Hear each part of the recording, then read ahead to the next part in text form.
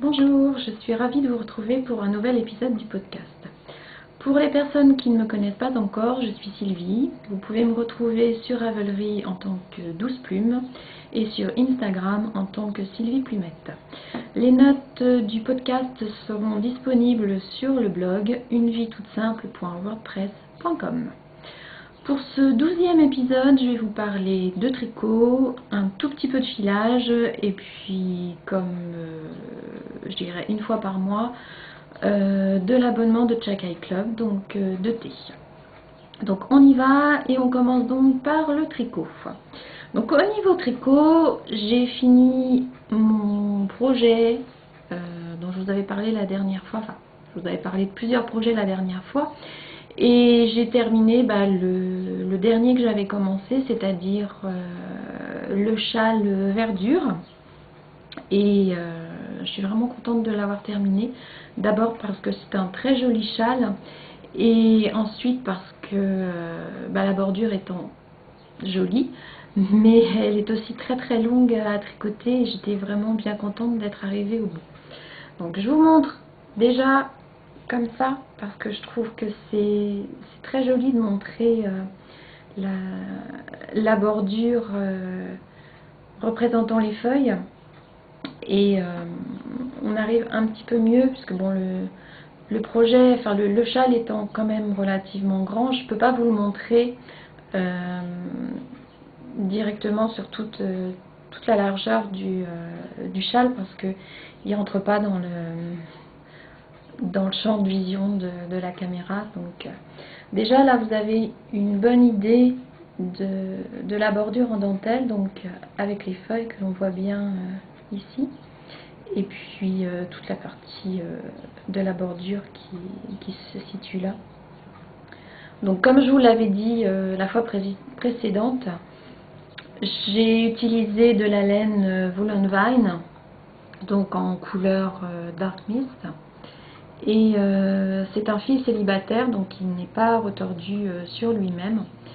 Et ça donne quelque chose quand même de très léger et de très agréable au niveau du toucher.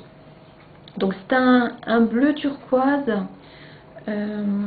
avec des dégradés, donc du bleu plus ou moins foncé à différents emplacements au niveau de la laine. Et bon, j'avais un petit peu peur au niveau de la bordure qu'on ne voit pas vraiment bien les feuilles à cause justement de cette laine qui n'est pas unie. Mais bon, finalement, j'ai quand même de la chance, ça ressort relativement bien quand même.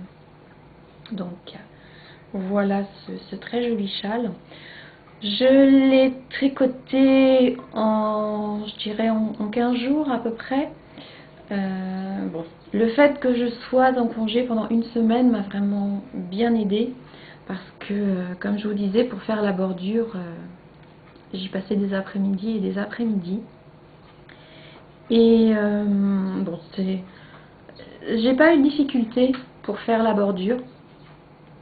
C'était relativement simple à comprendre.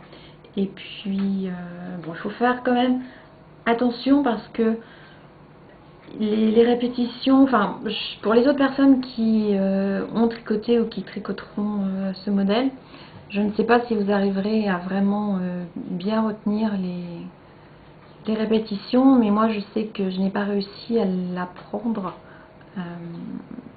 je dirais pour tous les rangs.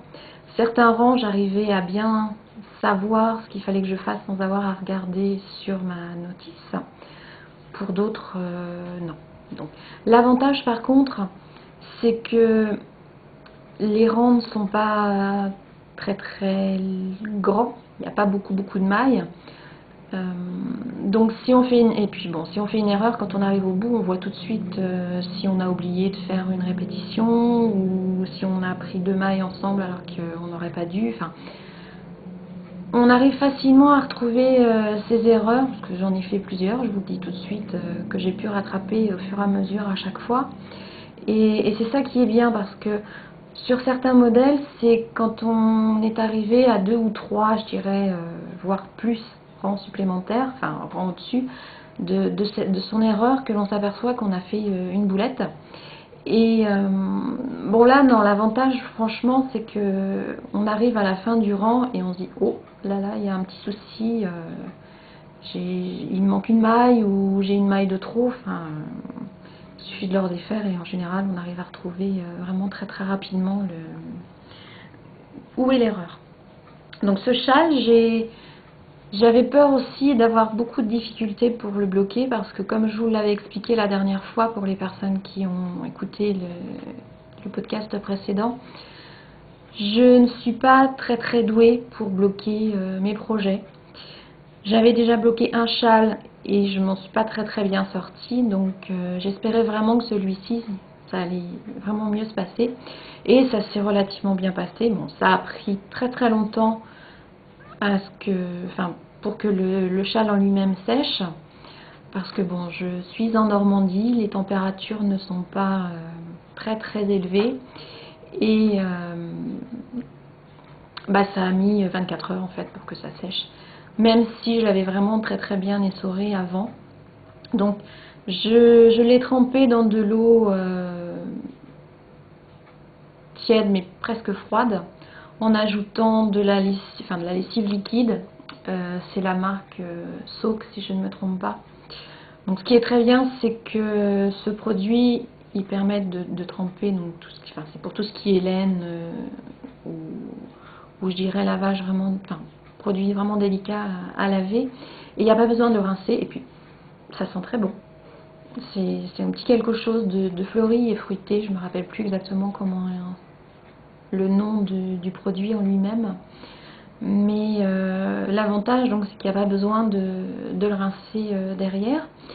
Et donc une fois que je l'ai fait tremper pendant 15-20 minutes, j'ai essoré mon châle dans une essoreuse à salade. Comme c'est la façon dont je procède quand je fais le filage. Une fois que j'ai terminé de filer la fibre et que je la lave, enfin laver est un bien grand mot, mais je la fais tremper pour pouvoir après, je dirais, détendre un petit peu la fibre, pour que ça puisse sécher, que ça ne prenne pas, je dirais, presque une semaine, parce que bon, la fibre comme la laine peut être très très longue à sécher si elle n'est pas bien essorée, et il faut pas tordre, en fait, faut pas tordre du tout l'ouvrage que vous avez obtenu de façon à ne pas déformer, je dirais, ce que vous avez tricoté. Donc pour arriver à enlever le maximum d'eau sans avoir à tordre, je dirais, le châle, sans être obligé de le mettre dans une serviette éponge à bien marcher dessus et tout, je le mets dans mon essoreuse à salade et je peux vous assurer que ça enlève quand même vraiment énormément d'eau. J'ai dû passer, je crois, 20 minutes, quelque chose comme ça, à essorer mon châle et pour à la fin n'avoir plus d'eau qui sortait. Donc j'ai fait ça très tôt le matin, le dimanche matin, dimanche la semaine dernière exactement. Et j'ai mis 1 heure pour arriver à bien l'épingler sur mes tapis avec mon kit de blocage. Et j'ai eu la chance, comme le châle est grand, il doit faire, je crois, 1,30 m, quelque chose comme ça d'envergure à peu près, sur je dirais 35 cm de hauteur dans la partie la plus haute. Je ne savais pas trop où j'allais laisser l'ouvrage pour le faire bloquer, parce que bon, avec les chats c'est pas facile. Je n'ai pas de pièce consacrée à mes loisirs créatifs, je dirais. Donc il fallait vraiment que je trouve un endroit où je puisse le mettre sans avoir à le déplacer, je dirais, le soir si jamais ça n'était pas sec. Et j'ai eu la chance de pouvoir le mettre dans la salle de bain. Ça rentrait, mais vraiment pile poil. Il n'aurait pas fallu qu'il fasse, je dirais, 5 cm de plus parce que ça ne passait pas. Et c'était une bonne chose parce que, comme je vous disais, donc j'ai passé 1 heure le matin pour le bloquer. J'ai dû m'y mettre à 8 heures, je crois. Oui, quelque chose comme ça. Et quand je me suis couchée, il devait être 23 heures approximativement. Il n'était pas encore complètement sec. Il manquait pas grand chose. Certains endroits c'était encore vraiment humide, mais je ne voulais pas enlever mes câbles et tout ça parce que j'avais vraiment peur qu'après ça ne tienne pas. Donc je l'ai laissé tranquillement sécher, je dirais, enfin finir de sécher dans la salle de bain toute la nuit, et le lendemain matin j'ai pu enlever mes câbles et donc récupérer mon très joli châle. Donc on peut le porter de différentes façons, donc traditionnellement comme, je dirais, comme un châle. Voilà, donc c'est bien chaud, c'est assez léger, donc très agréable. Donc on peut le mettre un petit peu plus sur le côté, c'est pas mal non plus comme ça. Vous allez voir Finnegan sans doute qui va faire une petite apparition parce qu'on voit le coin de l'oreille. Ce qui vient de monter sur la table, et puis comme d'habitude il renifle un petit peu tout partout. Donc pour revenir au châle, donc on peut le porter aussi comme ceci, j'aime bien. Je trouve que c'est un petit peu moins, je dirais, traditionnel que le châle qu'on porte juste sur les épaules. Et puis sous forme de, je dirais, petite écharpe s'il ne fait pas très chaud.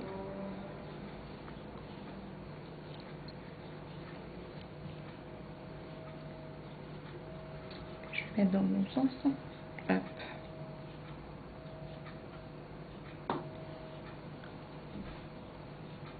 Voilà. Donc si vous cherchez à faire un joli châle qui soit relativement simple à faire, mais avec une très jolie bordure, enfin simple mais avec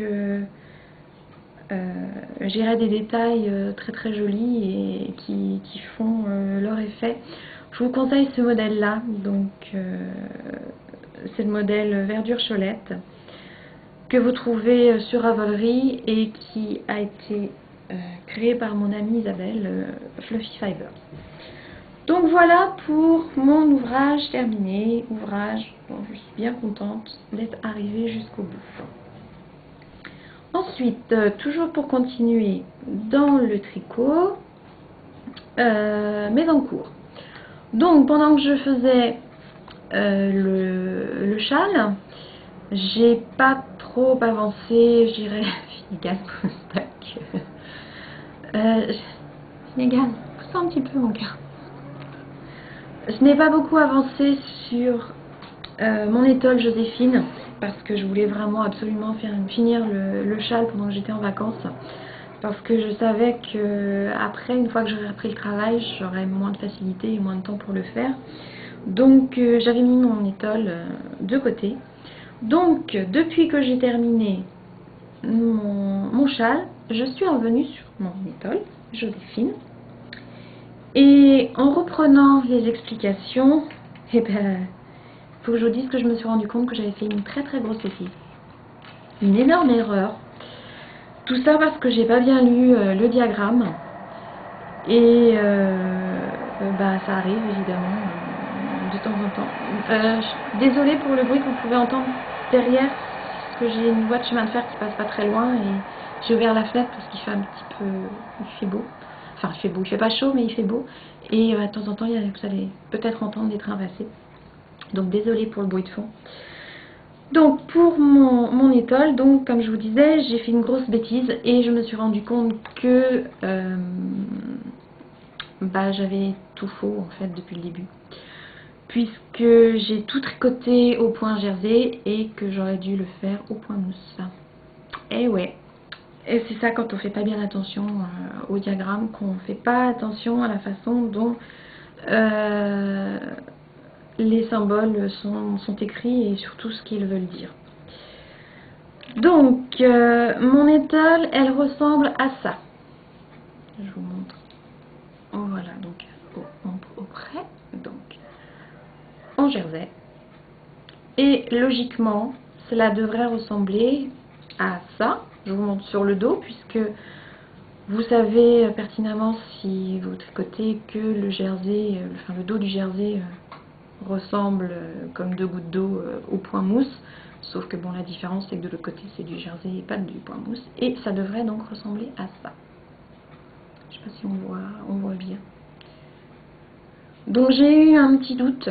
Je me suis demandé si j'allais continuer ce que j'avais fait au point jersey, parce que j'avoue que j'aime bien ce que ça donne, ou si j'allais redéfaire pour être conforme, je dirais, au patron lui-même. Et puis j'ai cogité pendant, je dirais, un après-midi. Et finalement, j'ai décidé de rester, de continuer sur ma lancée. D'abord parce que j'avais déjà fait 3 répétitions, et 3 répétitions de presque 4 répétitions d'ailleurs,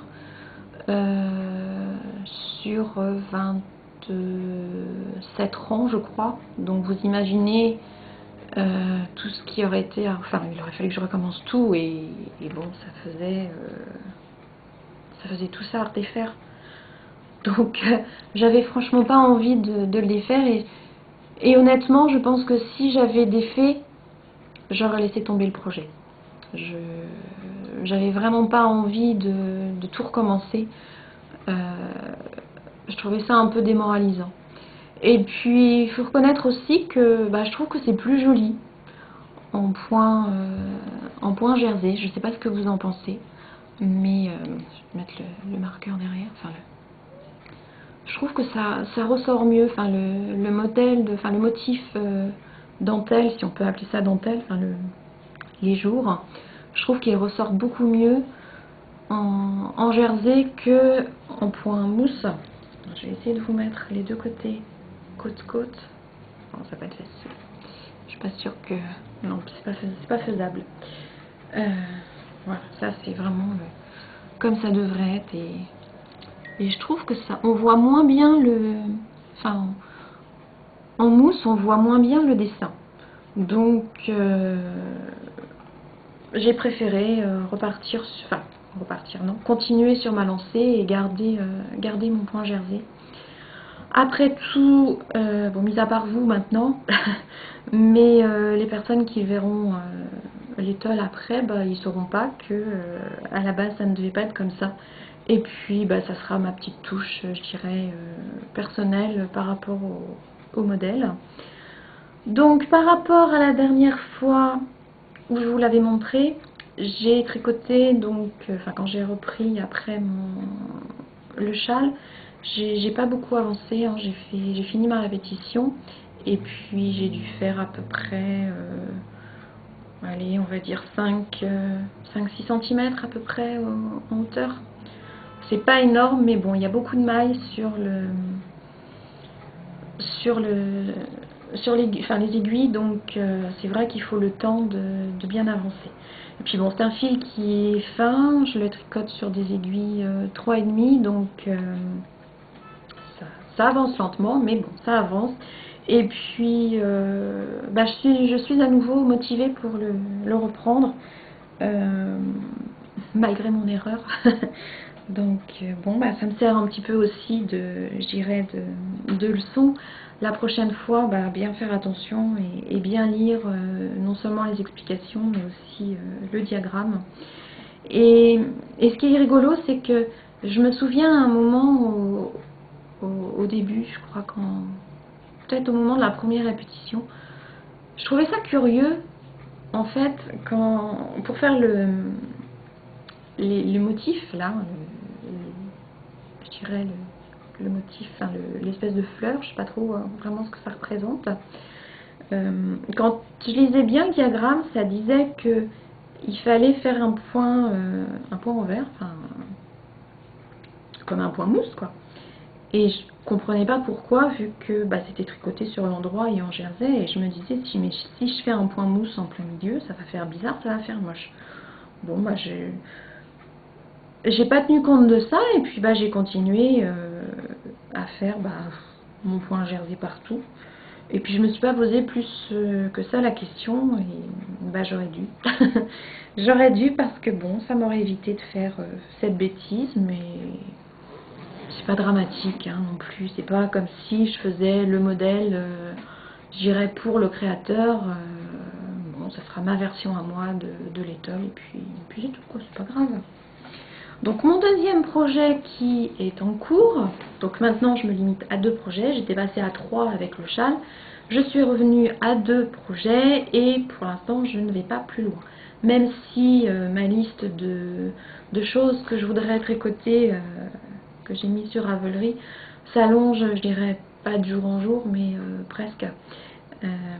Tellement il y a de modèles qui me plaisent et comme j'achète ma laine en fonction des modèles qui me plaisent et que j'ai pas mal de stock de laine, je voudrais vraiment arriver à bien avancer dans ce que j'ai en cours pour pouvoir passer à d'autres projets parce que j'ai vraiment plein de choses qui me font envie.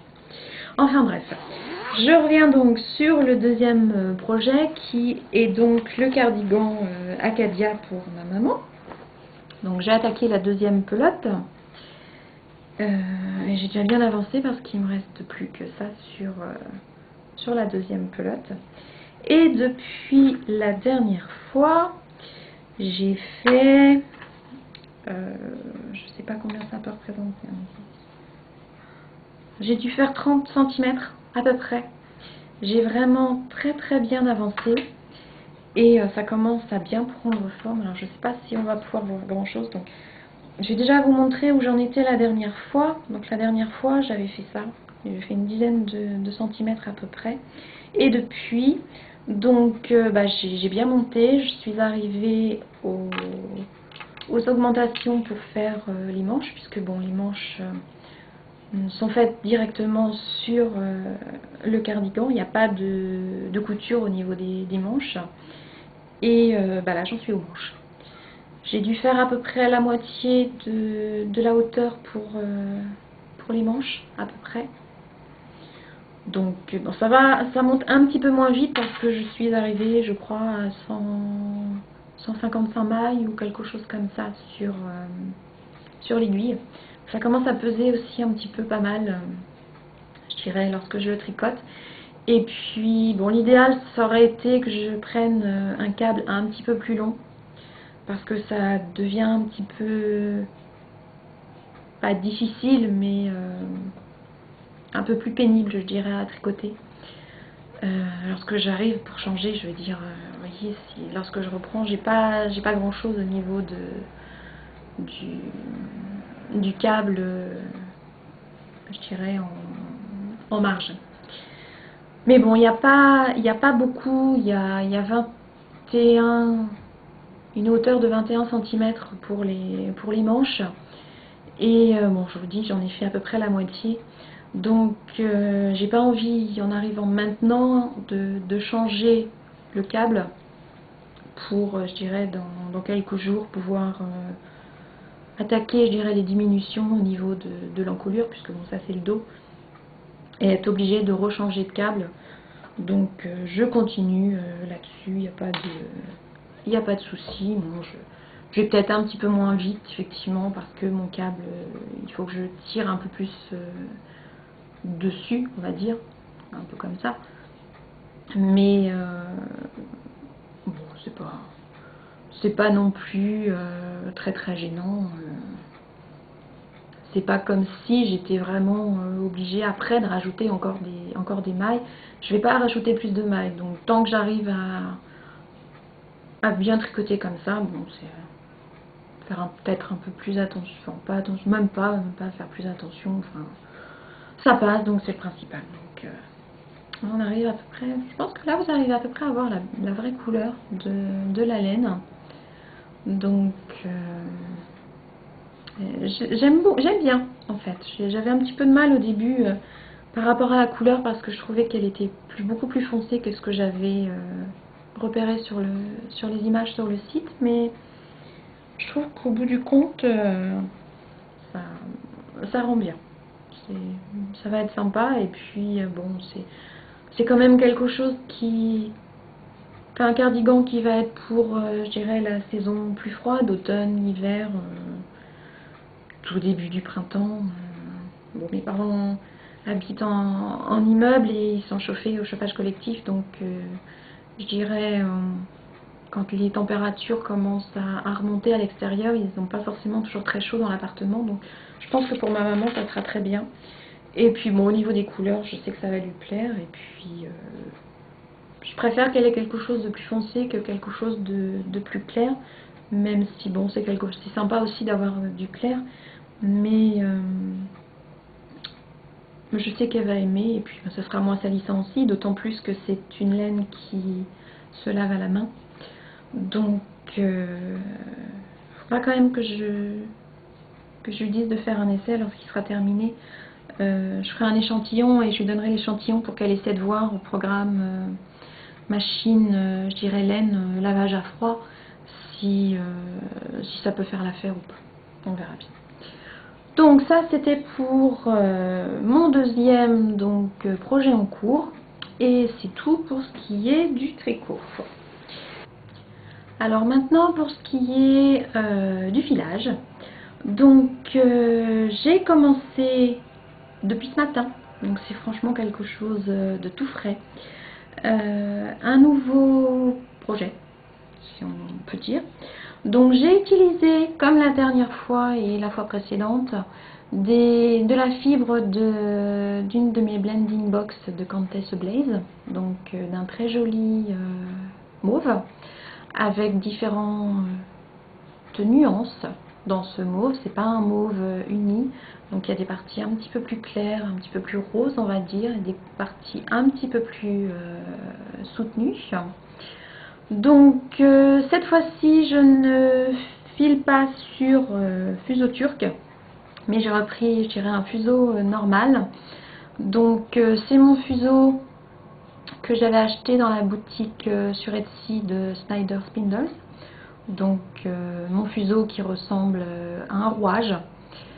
Et j'ai commencé vraiment, comme je vous disais, depuis ce matin. Donc j'ai pas fait grand chose. J'ai une toute petite partie qui a été filée. Je vais essayer de filer fin. Et j'ai séparé en fait ma fibre en deux parties. J'avais au total un petit peu plus de 15 grammes, je dirais. Et j'ai séparé en deux de façon à pouvoir filer les deux fibres séparément pour pouvoir les retordre ensuite ensemble, sans doute sur le rouet. Je vais essayer de filer fin. J'ai déjà commencé, pour l'instant c'est relativement fin. Voir ce que ça va donner en les retordant tous les deux ensemble. Je vais vraiment essayer de faire quelque chose de fin. Je ne sais pas ce que j'en ferai après. Mais je vais vraiment là, comme je vous disais, essayer de filer sur le rouet, parce que je trouve que pour le fuseau c'est plus facile quand même le retord de le faire sur le rouet. Avec le fuseau turc, bon, on a la bobine avec les deux extrémités, mais à chaque fois que je m'en suis servi et que j'ai retordu directement sur le fuseau, j'ai toujours eu les problèmes de fibres enfin de fils qui s'en mêlaient. Donc je me prends un petit peu la tête, je dirais, à chaque fois. Et la fois où j'avais fait, en fait c'était mon tout premier fil fait filé sur fuseau, je l'avais retordu sur le rouet et honnêtement j'avais eu moins de soucis. Donc là je vais essayer de faire la même chose. Donc j'ai séparé les fibres en deux pour donc les retordre l'une avec l'autre. Je verrai, j'hésite encore, je me demande si je vais pas non plus essayer une autre technique de retord. J'en ai parlé la dernière fois, je voudrais essayer le retord Navarro. Je sais que ça grossit un petit peu après la fibre. Bon, disons qu'on verra une fois que j'aurai terminé déjà de filer, je dirais, cette première partie là, pour voir ce que j'obtiens comme longueur, je dirais, comme poids, comme fil. Si je me rends compte que j'en ai vraiment beaucoup et que je peux avoir à peu près la même chose avec l'autre, je vais voir si je peux pas remettre tout ensemble et tenter le retord Navarro. Mais pour cela, il faut vraiment que je regarde des vidéos, parce que je n'ai pas encore regardé, et je dirais pour ce qui est de ce que j'ai pu lire, J'ai pas compris comment on fait. Donc on verra bien déjà une fois que j'aurai fini cette première partie. Je ne sais toujours pas ce que c'est comme fibre. Je pense, parce que je la trouve plus douce, plus moelleuse que l'autre, je pense que ça doit être peut-être du mérinos. Je sais pas. Honnêtement, j'en sais rien. Et bon, c'est un petit peu dommage.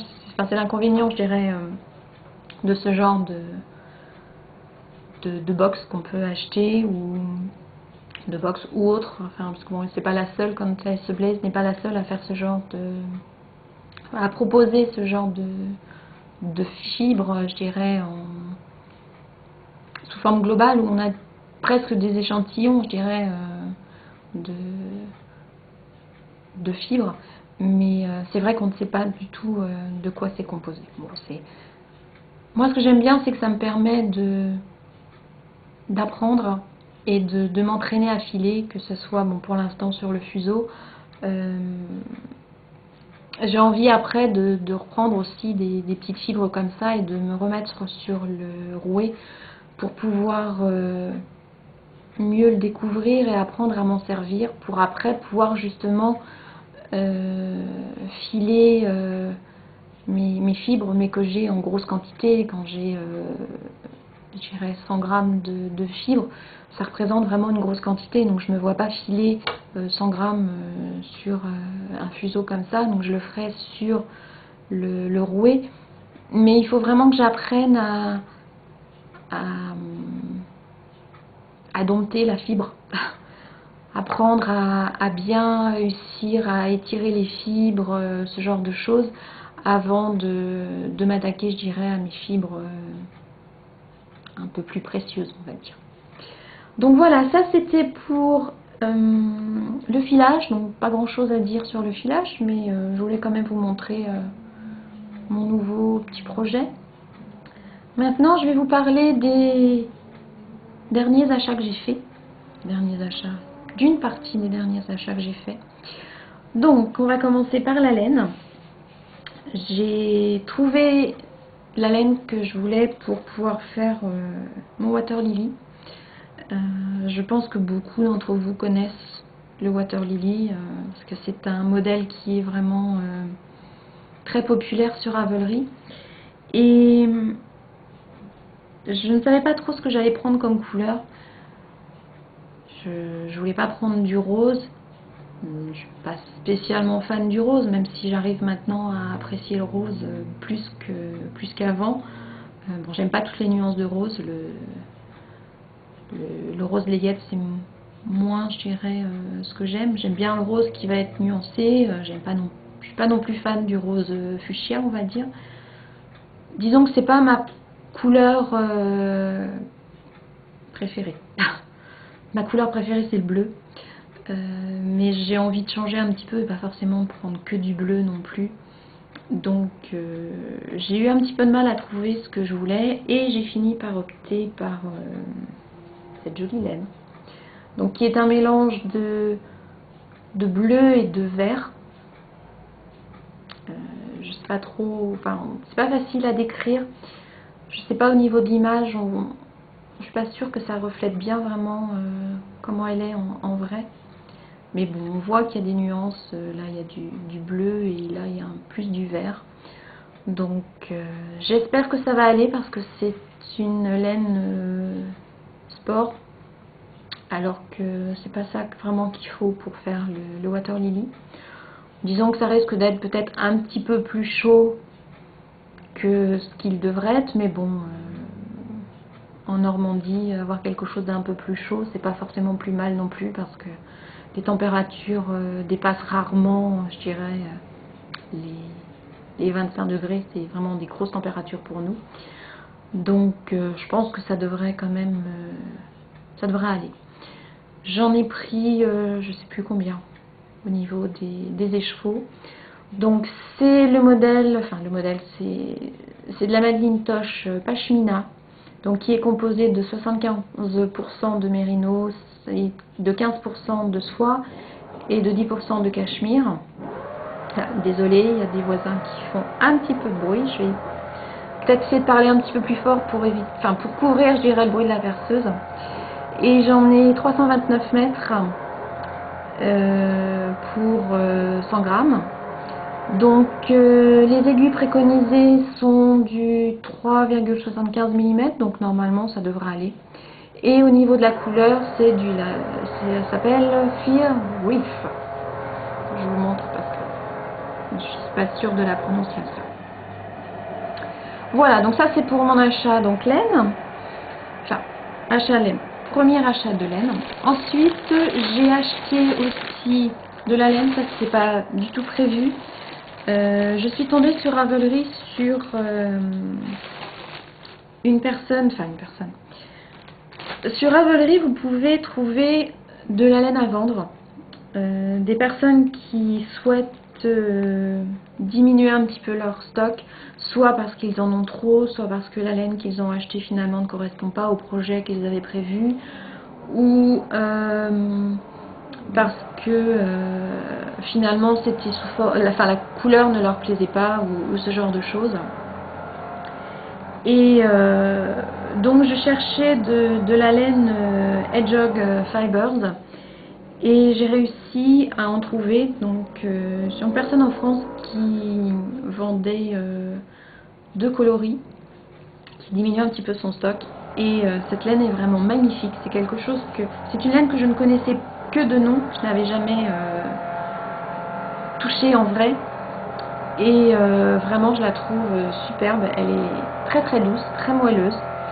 Donc celle-ci c'est de la lace. Qui est 100% cachemire, donc je vous dis pas comment elle est douce. J'en ai 400 mètres par écheveau et donc la couleur c'est glacier, donc une très jolie couleur.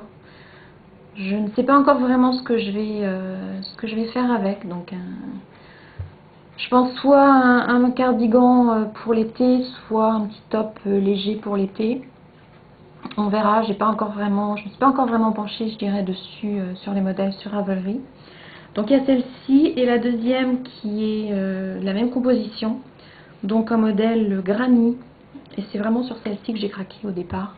Donc rose mauve avec un peu de bleu, un peu de nuances un peu jaune. Vraiment une laine très très belle au niveau de la couleur, très très moelleuse, très très agréable. C'est pareil, celle-ci je ne sais pas encore ce que je vais en faire non plus. Je pense pareil, soit cardigan aussi ou un petit haut assez léger pour l'été, on verra bien. Donc ça c'était mes achats laine. J'ai également aussi acheté de la fibre. Je sais que j'avais dit que je n'achèterais plus de fibre tant que je n'aurais pas diminué mon stock. Mais justement, chez Hedgehog Fibers, ils ont sorti des mini pelotes. J'appelle ça des pelotes. Je ne sais pas trop comment on peut appeler ça. De fibres. Et je vous présente cette forme-là. Et j'en ai 2, 4, 6, 8 fibres différentes. Donc les couleurs sont sympas. C'est la première fois qu'ils le font. Et je me suis dépêchée parce qu'il y en avait très peu et c'est parti vraiment comme des petits pains.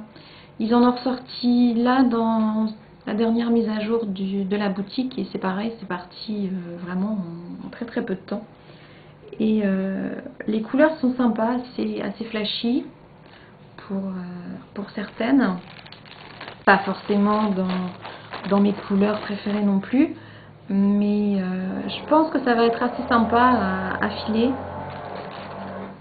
Je vais vous montrer un petit peu tout ce que j'ai eu.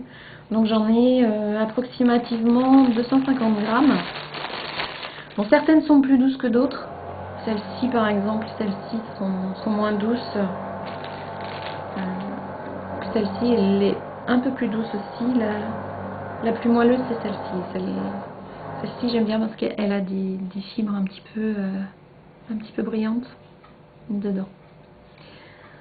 Donc je voulais vraiment tester leurs fibres et comme je trouvais que leur couleur était sympa, ils lancent un abonnement tous les 3 mois Vous avez le choix, enfin ça dépend de ce qu'il lance à ce moment-là. Vous pouvez vous abonner pour des fibres, de la laine chaussette, de la laine chaussette twist et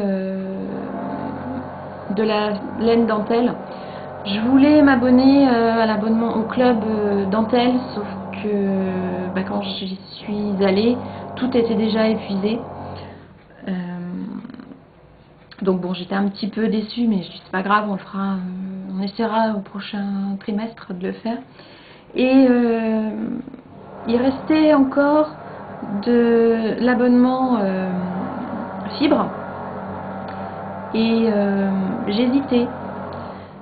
Et puis finalement, je me suis dit non, je vais pas prendre cet abonnement-là. Et j'y suis revenue peut-être, je crois, 2 jours après et j'avais changé d'avis. Je me suis dit bon, je vais le prendre. Et puis finalement, il n'y en avait plus. Donc je me disais bon, c'est pas grave, tant pis, c'est que je vais pas le prendre. Et puis je crois 2-3 jours après, je suis retournée sur le site pour voir s'il y avait de la dentelle, enfin de la laine dentelle pour un autre projet. Il n'y en avait pas, mais au niveau de l'abonnement club des fibres, il y avait, je crois, deux abonnements qui étaient à nouveau disponibles et j'ai vu ça comme un signe. Je ne sais pas si c'est moi qui l'ai vu comme ça ou si c'était vraiment un signe. Et du coup, j'ai pris un abonnement pour 3 mois pour les fibres. Donc on verra bien. Les couleurs en général sont quand même assez flashy, pas toujours dans ma zone, je dirais, de confort, on va dire ça comme ça. On verra bien, si vraiment ça me plaît pas, je pense que de toute façon je pourrais les revendre, je pense, sans trop de problèmes sur Ravelry. On verra bien. Premier envoi normalement au mois de juin. Donc je vous en parlerai, je pense, le mois prochain lorsque j'aurai reçu mon abonnement. On verra bien. Donc voilà, ça c'était pour les parties achats. Donc maintenant je vais en arriver à la partie thé. Si vous n'êtes pas du tout intéressé, je vous dis dès à présent merci d'être resté jusqu'ici et puis à dans une quinzaine de jours. Sinon, on continue et on y va pour le thé. Donc au niveau du thé, d'abord il faut que je vous montre ma nouvelle tasse. J'ai trouvé cette tasse super sympa. J'habite chez mon chat avec une jolie tête de chat noir. C'est dommage, j'aurais bien aimé qu'il y ait écrit j'habite chez mes chats. J'avais contacté la personne qui les fait, elle a une boutique sur Etsy, je vais vous montrer sa petite carte juste après. Et je lui avais demandé si elle pouvait marquer j'habite chez mes chats, mais j'ai jamais eu de réponse, donc du coup, c'est pas grave, tant pis, je vais la commander comme ça, et puis c'est tout, c'est pas, on va dire chez mon chat l'un après l'autre, c'est pas dramatique. Donc la boutique, alors comme je vous disais, elle s'appelle Créa Byzantine, donc c'est une boutique que l'on peut trouver sur Etsy. Donc je vous montre la carte. Et au dos avec toutes les informations. Donc je les mettrai sur le blog pour les personnes qui écoutent la version audio. Elle a plein de petites, de mugs différents. Il y en a, j'en ai commandé un pour la fête des mères, là pour offrir à ma maman, marqué je suis une super maman depuis, et on peut la faire personnaliser en marquant une date en dessous. Donc j'ai mis ma date de naissance, mon année de naissance. Il y en a pour des oncles, des tantes, le papa, plein de choses différentes. Je vous invite à aller voir sa boutique Etsy, franchement il y a plein de choses sympas. Donc après, au niveau de l'abonnement, donc l'abonnement de Chakai Club du mois, c'était retour aux sources. Je vous montre. On voit pas bien, ça brille. Le petit magazine. Et donc au dos. C'était la première fois donc que j'avais mon nouvel abonnement, donc l'abonnement Curiosité. J'ai eu dedans du thé noir, du thé vert, du puer, un oolong et une infusion. Et en cadeau, c'était une graine de théier. La graine, vous la voyez derrière. Et ça, c'est une fois que le théier est poussé, donc avec la jolie petite fleur. Donc je ne peux pas vous la montrer parce qu'elle est plantée. pas chez moi parce que j'ai pas de balcon, je dirais, j'ai juste le bord de la fenêtre. Et normalement, il faut qu'il y ait une température de 25 degrés et qu'il y ait aussi une différence de température entre le jour et la nuit, ce qui n'est pas forcément le cas chez moi. Donc j'ai confié la graine à mes parents qui l'ont mis sur leur balcon qui fait un petit peu loggia. Donc eux ont vraiment une différence de température entre le jour et la nuit. Donc elle est plantée depuis une semaine, il faut compter minimum 30 à 90 jours pour avoir une germination, enfin pour que ça germe, on va dire ça comme ça. Germination, voilà. Donc on verra si ça pousse. J'ai un petit peu peur sous le climat normand que ça soit pas forcément facile pour la graine de pousser, mais bon, on verra bien ce que ça donne. Donc alors au niveau des thés du mois, mon thé préféré c'était Instant Gourmand. Donc, Instant Gourmand. Voilà le thé, un joli thé noir. Donc Instant Gourmand est composé de thé noir Ceylan, d'Inde du Sud de Chine, de gruau de cacao, d'écorce de cacao, d'arômes naturels, de morceaux de chocolat et des morceaux de vanille. Je l'ai bien aimé parce que la vanille a vraiment donné un côté doux, je dirais, à ce mélange. Le cacao, le chocolat dans le thé, c'est pas forcément ce que je préfère, mais avec la vanille, c'est bien passé, ça a donné quelque chose de très doux et assez sympa, sans que ça donne non plus quelque chose d'artificiel, parce que je sais que parfois la vanille, ça a tendance à donner un goût artificiel, mais non, c'est un bon mélange, j'ai bien aimé. Ensuite, donc je ne parle plus de mes, je dirais, de mes préférences parce que j'ai à peu près tout aimé de la même façon. Donc il y avait Cocon de Soleil, donc un thé vert de Chine Sencha avec des morceaux d'ananas confit, des morceaux de papaye confit, des raisins de corinthe, des pétales de rose, de l'arôme, des tranches de fraises, des morceaux de vanille, de framboise entière, des morceaux de cerise avec une saveur cerise, framboise et vanille. Donc dans le sachet, on peut voir encore les pétales de rose. Ça devrait être, ça c'est un raisin de corinthe. Là, on voit les morceaux de papaye et d'ananas confit, et puis ça c'est un morceau de framboise. Voilà, il y a la framboise et puis la cerise avec. Donc j'avais un petit peu peur parce que si vous avez déjà écouté plusieurs épisodes du podcast, vous savez que la cerise et moi dans le thé, ça fait deux. Et la dernière fois que j'ai eu un thé à base de cerise, j'ai pas du tout pu le boire, j'ai même pas pu finir ma tasse. Donc j'avais un petit peu peur. Mais il faut que je vous dise qu'il est passé tout seul. Et je pense que c'est dû à la framboise et à la vanille qui ont vraiment pas adouci, je dirais, la saveur le goût de la cerise, mais qui l'ont atténué. Il n'y a pas de prédominance, je dirais, au niveau d'un fruit plus que l'autre. C'est un mélange qui est bien balancé, enfin qui m'a bien plu. J'avais peur, hein. Franchement, je vous le dis tout de suite, avec la cerise, j'avais peur, mais c'est bien passé. Après, donc, l'infusion à l'unisson, donc composée de morceaux de pommes, de coquilles de cynorrhodon, de morceaux de gingembre, de feuilles de mûrier, de feuilles de verveine entières, de feuilles d'ortie, de feuilles de mélisse, de l'amande verte, des feuilles de bambou, du poivre rose, des écorces de haricots, du poivre noir, des pétales de rose, de fleurs de bleuet, d'arômes naturels avec une saveur goyave, citron, verveine. Alors, voilà le mélange. Donc on voit pas, enfin on les voit pas bien, mais il y a les fleurs de, non, il n'y a pas de bleu. Oui, il y a des fleurs de bleuet. Le bleuet, voilà, on voit bien ici, et puis les différentes pétales de rose. Je ne l'ai testée pour l'instant que chaude cette infusion et je dois vous dire qu'elle passe très bien. On sent la verveine sans qu'elle soit trop présente. Le citron c'est pareil. Et c'est quelque chose de doux qui passerait bien le soir aussi pour se réchauffer parce que bon, une infusion on la fait réchauffer quand même assez chaude. Donc ça passe bien et il va falloir que je la teste froide parce que je pense qu'elle doit être bien désaltérante aussi.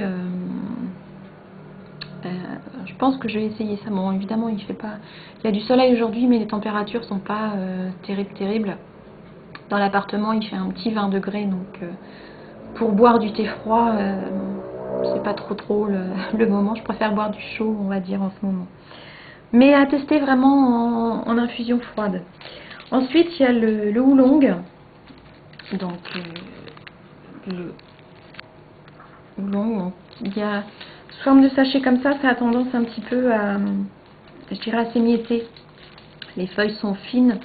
Et parce que bon, en général, le oolong, une fois qu'il est infusé, les feuilles s'ouvrent bien. Donc c'est du oolong semi-fermenté de qualité supérieure avec une saveur aromatique et qui donne une tasse claire. C'est du oolong nature. Le oolong nature, c'est pas ce que je préfère. Honnêtement, j'aime bien le oolong mais aromatisé. Donc j'en ai pas utilisé beaucoup pour l'instant. Je l'ai testé 2 fois nature à des durées et des températures d'infusion différentes. Mais la troisième fois, enfin je dirais au troisième essai, je l'ai mis avec du miel pour donner un petit peu, enfin un goût différent. Je sais pas comment expliquer au niveau du oolong. C'est très bien parce que ça, je dirais ce mois-ci, il y a deux thés nature et ça permet de découvrir des choses nouvelles. Je pense qu'il faut que notre palais s'habitue un petit peu à ce thé nature. Il faut être un petit peu plus connaisseur, je dirais, que ce que je ne suis, pour vraiment apprécier ce thé. Et le dernier, donc c'est du puer, donc du puer nature, puer mini tuo-cha. Donc c'est un thé qui a été pressé et qui se présente sous forme d'un nid d'oiseau. Donc je vais vous montrer.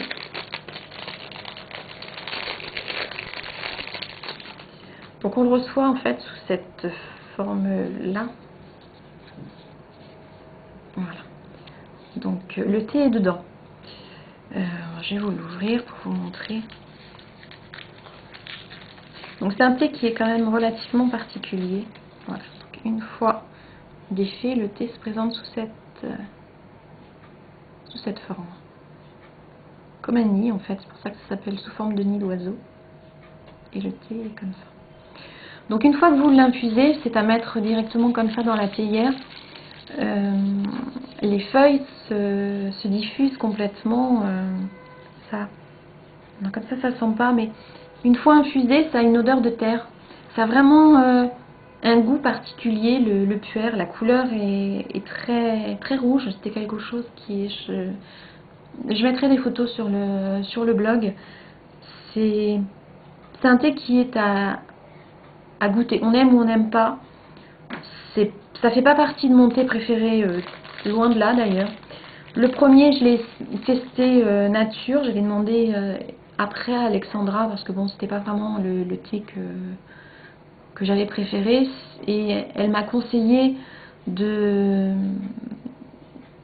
tester avec de la cannelle. Parce que moi, je lui avais demandé si je pouvais mettre, je sais pas, des fruits ou ce genre de choses pour donner un petit peu autre chose. Enfin, donner un goût différent de façon à ce que je puisse avoir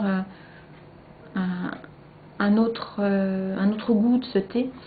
Et elle m'a conseillé donc d'essayer avec de la cannelle si j'aimais la cannelle. C'est une bonne chose, j'adore la cannelle. Donc je ne l'ai pas encore testé puisqu'il y en avait juste 2 petits nids d'oiseaux comme ça. Je voulais garder celui-ci pour vous le montrer et je pense que peut-être pas aujourd'hui mais demain je vais le tester avec de la cannelle pour voir un petit peu ce que ça donne. Donc voilà, ça c'était pour les abonnements du mois. Au niveau du livret, Qu'est-ce que je peux vous dire? Il y avait 2 recettes. Donc une recette de smoothie et une autre de mousse avec du thé bien entendu. Et puis bon, comme d'habitude, les conseils et astuces pour le thé, dégustation du thé.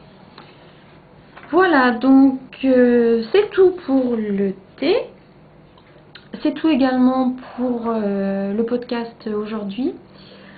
J'espère que les bruits de fond, notamment de la perceuse, n'ont pas été trop gênants. Je n'ai pas encore écouté le podcast, donc je ne sais pas ce que ça va donner.